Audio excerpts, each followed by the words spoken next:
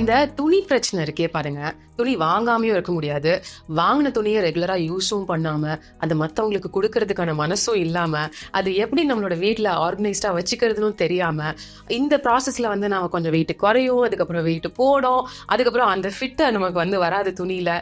So இது ஒரே stress இல்லை. எனக்கு உங்களோட கஷ்டம் புரியுது, இதை நானும் லைஃப்ல ஃபேஸ் பண்ணியிருக்கேன். இந்த வார்ட்ரோப் ஏரியால நம்ம பண்ற மிகப்பெரிய தப்பு என்னன்னா, ஸ்பேஸ் சேவ் பண்ணணும்னு சொல்லிட்டு இந்த மாதிரி ஒரு துணிக்கு கீழே இன்னொரு துணின்னு சொல்லிட்டு நம்ம அரேஞ்ச் பண்ணி வச்சிருப்போம். அப்ப திடீர்னு அவசரத்துக்கு நம்ம இந்த மாதிரி ஒரு துணி எடுக்கும்போது இந்த மாதிரி எல்லாமே கலைஞ்சிரும். இந்த தப்பு பண்ணாம இருக்கிறதுக்கு, நம்ம துணி மாற்றத்துக்கு இந்த மாதிரி புல் டவுன் மெக்கானிசம் ராட்ஸை யூஸ் பண்ணோம்னா நம்ம என்ன துணி போட்டுக்கணுமோ அதை ஈஸியா எடுத்துக்கலாம். ஆக்சசரிஸ், இயரிங்ஸ் இந்த மாதிரி சின்ன சின்ன ஐட்டம்ஸை ஈஸியா லொகேட் பண்ணவும், ஸ்பேஸ் சேவ் பண்ணவும் இந்த மாதிரி ட்ரார் ஆர்கனைசர்ஸை யூஸ் பண்ணிக்கோங்க. அவுட் ஆஃப் சீசன் விஷயங்கள், தேவையில்லாத விஷயங்கள், லக்கேஜ் இது எல்லாமே லாஃப்ட்ல வச்சிருங்க.